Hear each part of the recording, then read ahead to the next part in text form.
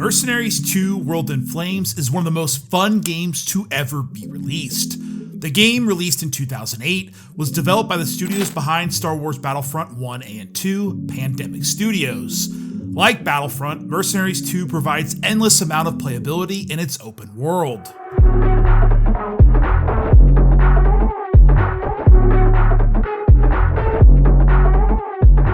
Mercenaries 2 World in Flames is the sequel to the 2005 title, Mercenaries Playground of Destruction. The game received high praise with the current Metacritic score landing in the mid-80s for both PlayStation 2 and Xbox consoles. Development began in 2005 with the original idea being based around robotic soldiers and the final boss of the game being secretly a cyborg. This idea would ultimately be shelved for a future title that never came to be, Mercenaries 3 No Limits. The developers wanted to counter the dark and gloomy atmosphere of the first game and were attracted to the tropical elements seen in South America. Ultimately, Venezuela was picked as the country was rich with histories of internal conflicts and its importance to the oil industry. Despite excitement over the game was delayed 5 times, and reportedly what was pushed out was actually considered unfinished by EA Studios. Speaking of unfinished, how about you subscribe with the notification bell on and enjoy the rest of this review.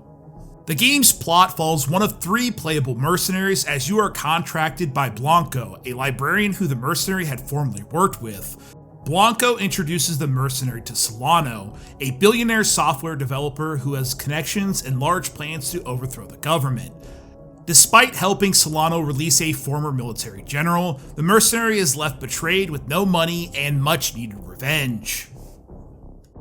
Mercenary 2 World in Flames is one of the most bombastic games ever made. Like its spiritual successor, Just Cause, the game's ultimate stance is based around pure fun, by any means. This means a heavy reliance on explosions, various vehicles and modes of transportation, and an abundance of ways to dispatch your foes. The world is open, allowing you to freely pick up missions in this vast sandbox that by even today's standards is impressive. Completing contracts grants you a better status with the various factions in the game. This can be stealing, delivering, or just destroying whatever's in your way. Access to various weaponry, vehicles, and explosives means you can practically stop anything in your way, minus the dramatic FPS drop and visual glitches. It doesn't matter, we're just having fun here, remember? Nice. Mercenaries 2 even allowed you to play the game with a friend attached via co-op. As if your mercenary, which basically becomes a super soldier powered by the sun itself, wasn't enough, a friend can deal out as much damage with you. At the expense of fun comes game-ending bugs and glitches that killed a lot of confidence in the game.